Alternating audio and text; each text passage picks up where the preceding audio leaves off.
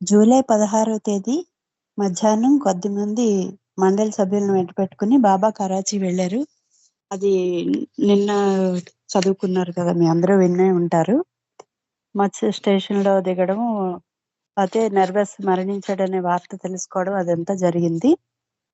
ఇవాళ జూలై 17వ తేదీ నుంచి చదువుకుందామండి. జూలై 17వ తేదీ కరాచీ చేరుకుని ఆ మర్నాడు పెద్ద బంగళా ఒకటి అద్దెకి తీసుకున్నారు. ఆ భవంతిలో పెద్ద ఫౌంటైన్, మంచి గార్డెన్ ఉన్నాయి. అప్పటికే కరాచీలో అర్ధషేరు, రంజూలు ఎంపిక చేసిన స్థలాన్ని చూశారు బాబా. కరాచీకి 11 మైళ్ళ దూరంలో ఉన్న ముంగో పీర్ను సందర్శించారు. అక్కడ గొప్ప పీర్ సమాధి ఉంది. ఆ ప్రాంతం వేడినీటి బుగ్గలకి అంటే ఊట జలాలకి ప్రసిద్ధి. ఖనిజములు కరిగి ఉన్న ఆ నీటిలో స్నానం చేస్తే తమ రోగాలన్నీ నయమవుతాయని ఆశతో కుష్ఠరోగులు వాటి నీటిలో స్నానం చేస్తున్నారు. అప్పటికి అక్కడ మరికొన్ని నీటి బుగ్గలు ఉన్నాయి. యాత్రికులు వాటిలో కూడా స్నానం చేసి ఆనందిస్తున్నారు. జూలై 20వ తేదీన క్వెట్టాలో ఉన్న మిగిలిన మండలి తమ తమ సామాన్లతో కరాచీ చేరుకున్నారు. తుక్కూరులో భద్రపరిచిన సామాన్లను క్వెట్టాకు తీసుకుని వచ్చారు. తుక్కూరులోని భూమి, భవనపు యజమానులకు తగినంత పరిహారం చెల్లించి వాటిని వారికి తిరిగి స్వాధీనపరిచారు. మున్ముందు ఏం చేయాలో బాబా మండలితో చర్చించడం జరిగింది.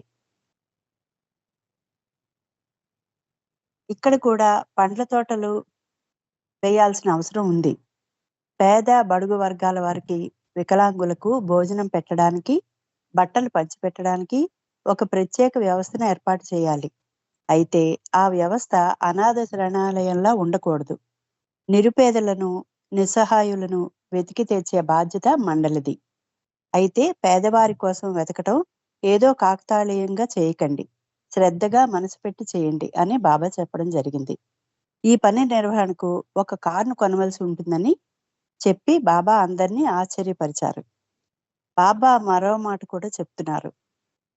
బీద సాధులకు సేవ చేస్తూ కూడా మీరు భగవన్ నామస్మరణ నిరంతరం చేయండి. మీకు అప్పగించిన కర్తవ్య నిర్వహణలో భాగంగా నాతో మాట్లాడాల్సి వస్తే మాత్రం నాతో మాట్లాడొచ్చు. మండలిలో ఏ ఒక్కరికి బాబా సూచించిన ఈ కొత్త ప్రాజెక్టు నచ్చలేదు.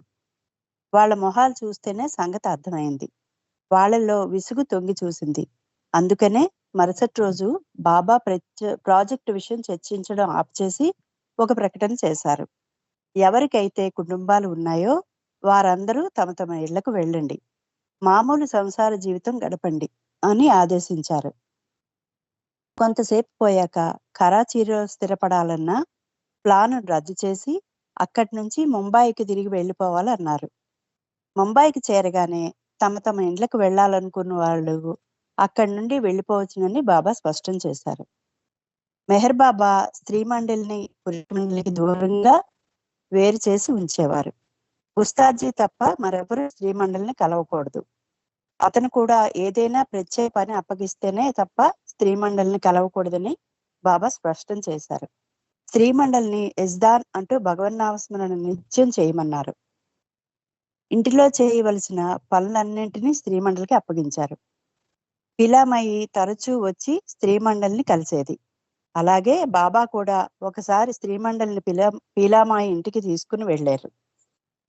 ముంబాయికి తిరిగి బయలుదేరే ముందు రోజు సాయంత్రం పురుష మండలిలోని ప్రతి సభ్యునికి బాబా తలస్నానం చేయించారు. నీటి ధారల వద్ద వంగి నిలబెట్టి ఒక్కొక్కరికి తలపై నీళ్లు పోస్తూ వారికి బాబా స్నానం చేయించారు. మర్నాడు అనగా జూలై 21వ తేదీ ఉదయాన్నే కొంతమంది మండలి సభ్యులను వెంట పెట్టుకుని ముంబాయికి బయలుదేరారు. మిగిలిన వాళ్లను లగేజ్ తీసుకుని బొంబాయి రమ్మని చెప్పారు.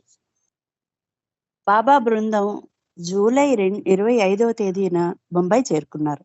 ఇరానీ మాన్సూన్లోని కైకుస్రు మాసా ఇంట్లో బస చేశారు. బాబా రాకతో సునామాసి, ముఖ్యంగా ఖుర్షేద్ ఎంతో సంతోషించారు. ఇంకో 5 రోజుల తర్వాత అంటే జూలై నెలాఖరుకు కుటుంబాలతో ఉన్న మండలి సభ్యులు తమ తమ ఇళ్లకు వెళ్ళిపోయారు. దీనితో బాబా దగ్గర కేవలం 6 మండలి సభ్యులు మాత్రమే మిగిలారు.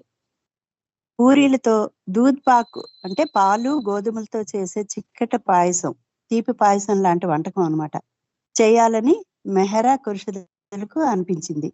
పాలు చిక్కగా కానందున మెహరా కొంచెం పిండి కలపడంతో అది జావలా తయారైంది. బాబాకు ఇది పెడితే, "ఇదేమిటి? ఎవరు చేశారు?" అని అడిగారు. అది దూద్ పాక్ పూరీలని, వాటిని ఖుర్షీద్ మెహరాలు చేశారని సూనమాసి చెప్పింది. బాబా వెంటనే వాళ్ళిద్దరి కోసం కబురు పెట్టారు. వాళ్ళొచ్చారు. "మీరు ఎప్పుడైనా మీ జీవితంలో ఈ వంటకం చూసారా? మీరు చేశారా? మీ నాన్ మీ నాన్న వాటిని రుచి చూసాడా? ఇది దూద్ పాకా లేక రోగిష్టి వాళ్ళకి పెట్టే జావా? ఏం నేను రోగిష్టి వాడిలా కనిపిస్తున్నానా?" అని గదబాయించారు. బాబా ఆ మర్నాడు వాళ్ళిద్దరినీ పిలిచి పొటాటో పాటీలను, అంటే బంగాళదుంపలతో చేసే బూరెల్లాంటి వంటకం చేయమని చెప్పారు. ఎలా చేయాలో వాళ్ళకు నేర్పుతానని కూడా చెప్పారు. వంటగదికి వెళ్లి బాబా స్వయంగా బంగాళదుంపలతో ఆ వంటకాన్ని చేశారు. పాటిల్ అనే ఒక కూరగాయ వంటకాన్ని ఎలా వండాలో మెహరాకు నేర్పించారు. అప్పుడు మండుతున్న స్టవ్‌ను చూపించి, బగబగా మండే ఈ మంటల్లాగా నీలో ప్రేమాగ్ని ప్రజ్వరిల్లాలి అని చెప్పారు. బాబాకు ఈ రోజుల్లోనే దౌలత్మాయి భూరి విరాళం ఇచ్చింది. భూమా, భూరియో నాకు అర్థం కాలేదండి ఈ పదము. కొంచెం నాకు తర్వాత ఎప్పుడైనా చెప్పండి దీనికి అర్థం. దౌలత్మాయి భూరి విరాళం ఇచ్చింది. ఆ డబ్బు ఎలా ఖర్చు చేయాలో పూరి బాబా విరాళం చెప్పారు. అండి. పూరి ఏంటి? విరాళం. భూరి పూరి విరాళం. పూరి అంటే ఓకే. పెద్ద మొత్తం. ఓకే. బాబాకు ఈ రోజుల్లోనే దౌలత్మాయి భూరి విరాళం ఇచ్చింది. ఆ డబ్బు ఎలా ఖర్చు చేయాలో బాబా చెప్పారు. హజరత్ బాబాజాను ఉపాసిని మహారాజు పేరు మీద చదువు చెప్పించడానికి, సాంఘిక సేవా కార్యక్రమాలు చేయడానికి కొంత డబ్బును కేటాయించారు. పర్షియాలోని పేద జొరాస్ట్రియన్ పిల్లలు సాంకేతిక విద్య చదువుకోవడానికి సహాయం చేయమని, ఇంకా కొంచెం డబ్బుని విడిగా పెట్టమన్నారు. మండలంలోని కొంతమంది కుటుంబాలకు బాబా ప్రసాదంగా దౌలత్మాయి ఇచ్చిన విరాళం నుంచి కొంత డబ్బును పంపమన్నారు.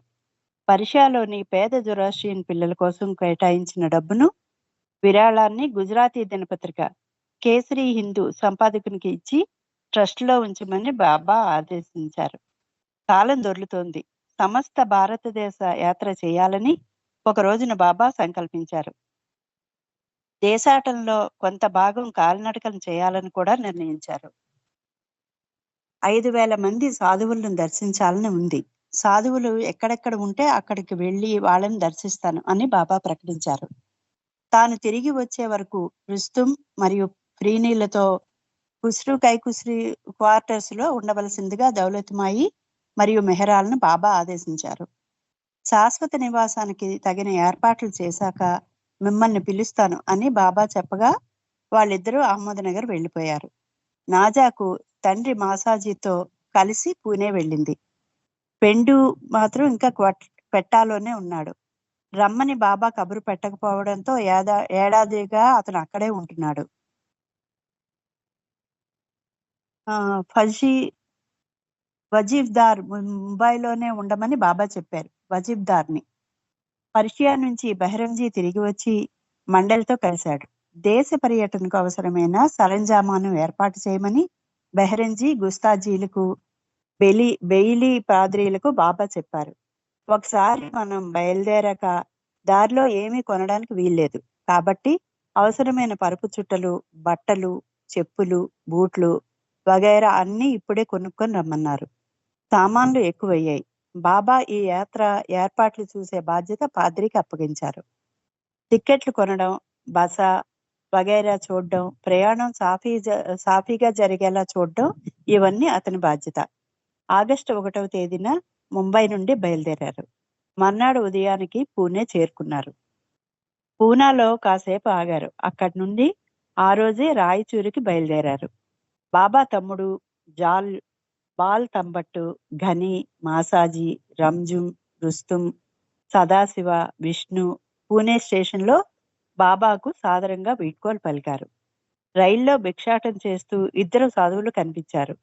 బండి కదిలాక బాబా వాళ్ళని కలిసి అన్నం పెట్టారు, దక్షిణ ఇచ్చారు. వారి పాదాలకు నమస్కరించారు. రైలు వేగం పుంజుకుంది. రాయచూరికి ఎప్పటికి చేరుతామో కనుక్కొని రమ్మన్నారు బాబా పాద్రితో. తెల్లవారుజామున 4 గంటలకు ఆ ఊరు చేరుతామని అతను చెప్పగానే, అబ్బే అది అనుకూలమైన సమయం కాదు అని చెప్పి ప్రయాణాన్ని ఇంకా ముందుకు సాగించాలని అప్పటికప్పుడే అకస్మాత్తుగా నిర్ణయం తీసుకున్నారు. మద్రాసు వరకు వెళదామని బాబా చెప్పారు. తమ టిక్కెట్లని మద్రాసు వరకు పొడిగించాడు పాద్రి. మద్రాసు నగరానికి ఆగస్టు 3వ తేదీ రాత్రి 9:30 గంటలకు చేరుకున్నారు. వారందరూ స్టేషన్కి దగ్గరలో ఉన్న ధర్మశాలలో బస చేశారు.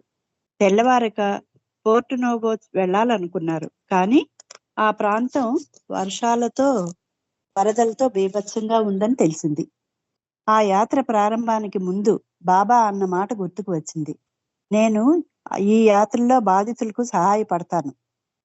రైల్లో తినడానికి రొట్టెలు, వెన్న, వేరుశనగ పప్పు కొన్నారు. సాధువులను దర్శించి పాద నమస్కారం చేశాక దక్షిణ ఇవ్వడం కోసం తగినంత చిల్లర్ను సమకూర్చుకొని సిద్ధంగా ఉండమని పాద్రికి బాబా ఆదేశించారు. వరదల కారణంగా పోర్టు నోవోకు ఒక రైలు మాత్రమే నడుస్తోంది. అది అతి కష్టం మీద కౌంటర్ దగ్గర తొక్కిసలాట ఎక్కువగా కావడంతో వరదల కారణంగా పోర్టు నోవోకు ఒక రైలు మాత్రమే నడుస్తోంది. అది అతి కష్టం మీద వెళ్తున్నదంట. కౌంటర్ దగ్గర తొక్కిసలాట ఎక్కువ కావడంతో టిక్కెట్లు ఇవ్వడం ఆపేశారు. అందుకని పాద్రికి టిక్కెట్లు దొరకలేదు.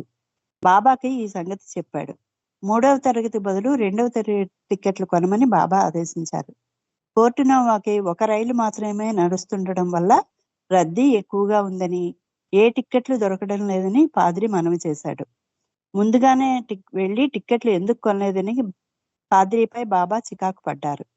తిరిగి సత్రానికి వెళ్ళవలసి రావడంతో బాబాకు చికాకు కలిగింది. 5,000 మంది సాధువుల పాదాలకు నేను నమస్కరించాలని సంకల్పించాను. వారు నన్ను తిట్టి అవమానించాలని నేను వాళ్ళను వేడుకుంటాను.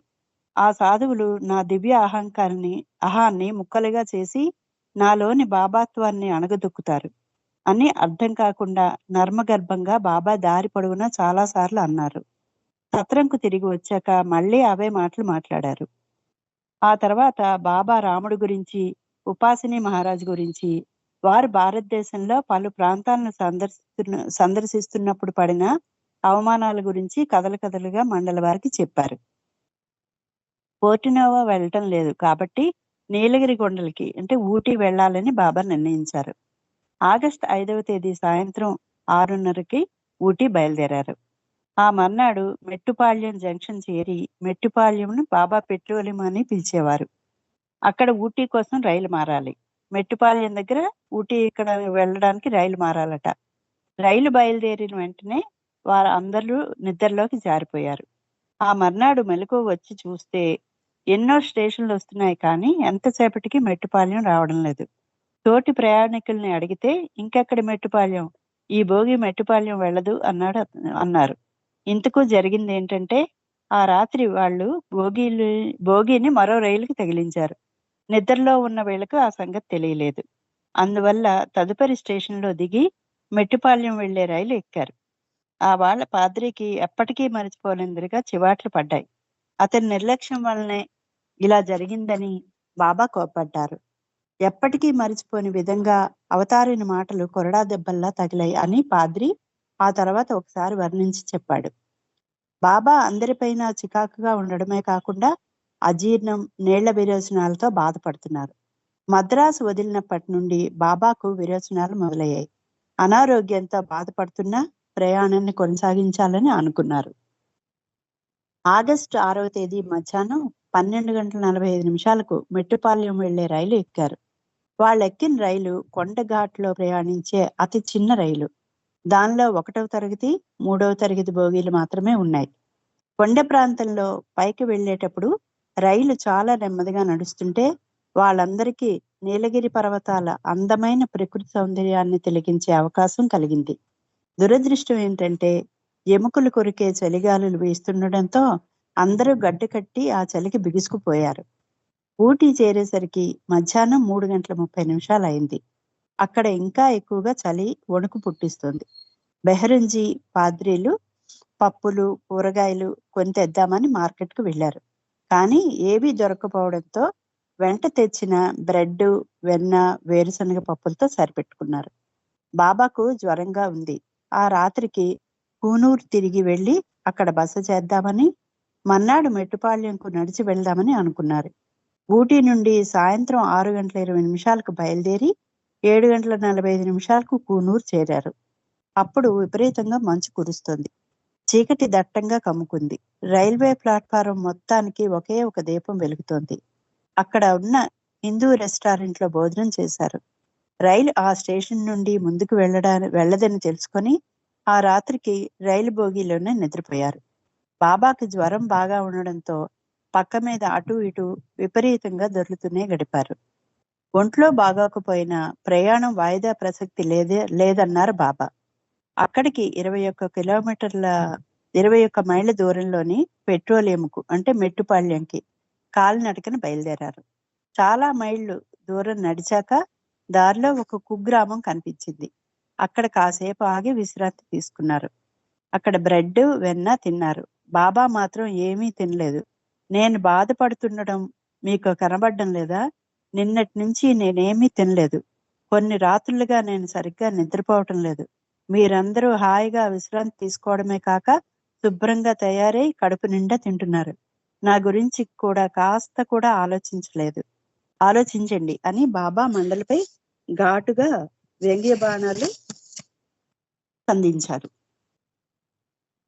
అంతలోనే పాద్రి వైపు తిరిగి, బాబా, నీవు ఎప్పుడూ బాబా అవ్వాలని అనుకోవద్దు అన్నారు. ఈ హెచ్చరిక తన దివ్యత్వం అణగదొక్కడం లాంటి మాటలన్నీ పాద్రి కోసం కాదు, బెయిలీ కోసం అనాలి. బెయిలీ గతంలో బాబాను బలవంతంగా ఇష్టం లేని పరిస్థితుల్లోకి లాగాడు. ఎందుకంటే కరాచీలో ఉండగా బాబా ఏకాంతాన్ని కోరుకున్నారు. తన రాక గోప్యంగా ఉంచాలని బాబా అనుకుంటుంటే కొంతమందికి బాబా దర్శనం ఏర్పాటు చేసి ఆరతి జరిపించాడు. ఈ సంఘటన బాబా ఆంతరింగ కార్యక్రమాలకు అవరోధమైంది. ఇది బెయిలీ తప్పే. కూనూరుకి చేరేసరికి బాబా మాటలు తాకిడి ఎత్తిపొడుపుల్ని బెయిలీ మనోధైర్యాన్ని బాగా దెబ్బతీశాయి. ఆగస్టు 7వ తేదీ ఉదయాన్నే పలహారాలు పూర్తి చేశాక కాలినడక ప్రారంభించారు. బాబాకు జ్వరం ఎక్కువగా ఉంది. కళ్ళు తిరుగుతున్నాయి. చేరుకునేందుకు తరచూ రోడ్డు పక్కన కూర్చుంటున్నారు. కూనూరు చుట్టుపక్కల తేయాకు తోటలు ఎక్కువ.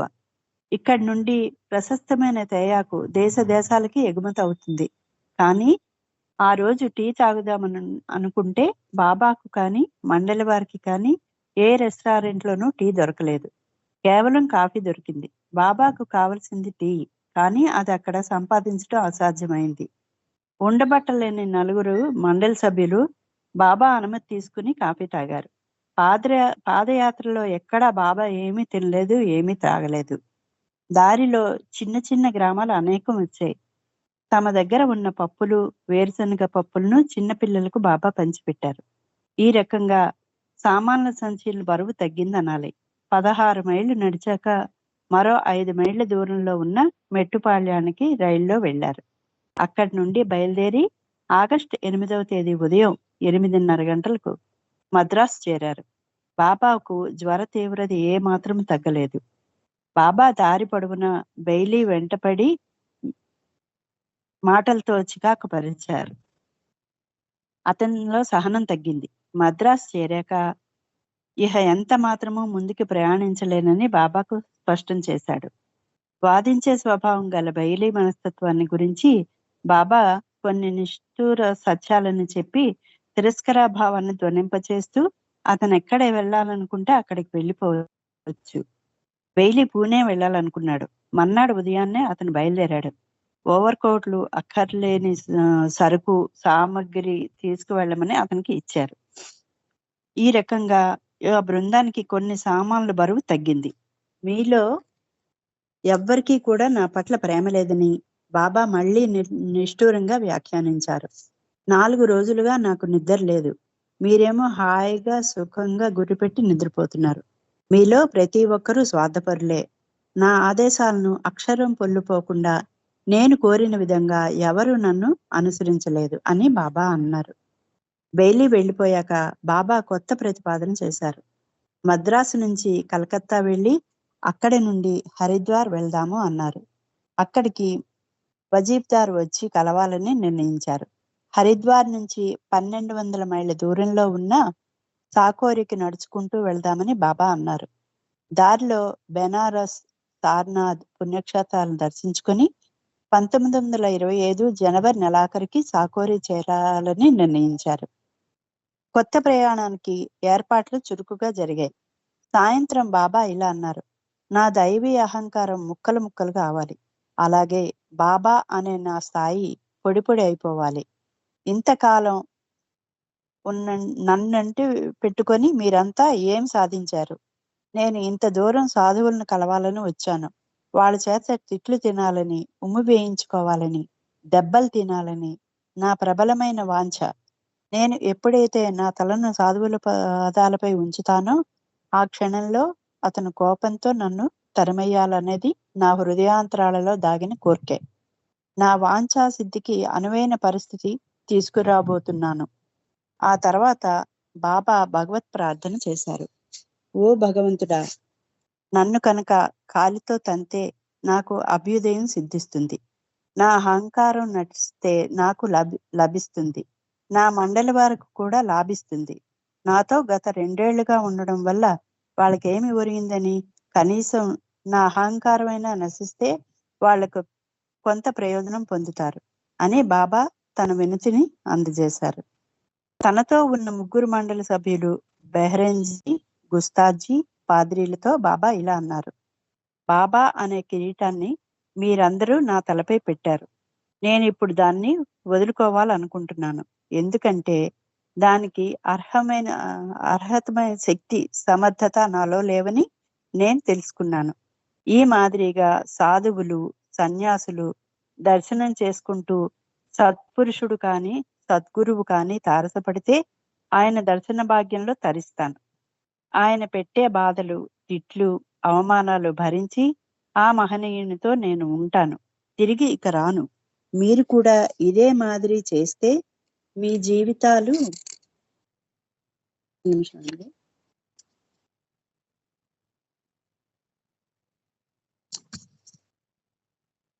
మీ జీవితాలు ధన్యమవుతాయి.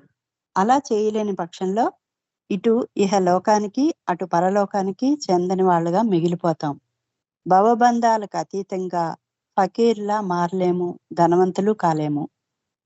మండలి వారికి బాబా చెప్పిన మాటలు ఆశ్చర్యంగా, వింతగా కనబడి ఉండవచ్చు. కానీ బాబా అలా మాట్లాడడానికి వారి ప్రవర్తనే దోహదం చేసింది. గుస్తాజీ, బెహరంజీలు మధ్య తగాదాలతో బాబా విసిగెత్తిపోయారు. పొగరుబోతు పోట్లగిత్తల్లా వాళ్ళిద్దరూ ఏదో ఒక వంకతో తగాదాలు ఆడుకుంటూ ఉండేవారు. వాళ్ళు ఒకసారి కోపంతో బాబా ఆజ్ఞలు కూడా ధిక్కరించేవారు. బాబా తనను తాను విమర్శించుకుంటూ, మండలి వారిని కూడా విమర్శించుతూ, ఎవరికి వారు వ్యక్తిగతంగా ఆలోచించుకోమంటూ స్వాభిమానాన్ని విడిచి నమ్రత అంటే ఏమిటో తెలుసుకునేలా ఒక గుణపాఠం నేర్పారు. టైం అయిపోయినట్టుందండి.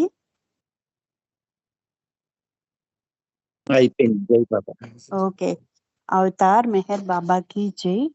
706వ పేజీ. హలో,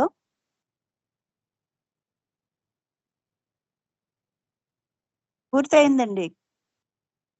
పేరా లాస్ట్ లోనే ఆపాను. 706వ పేజీ 2వ పేరా నుంచి చదవాలి. 706 2వ పేజీ. జై బాబా.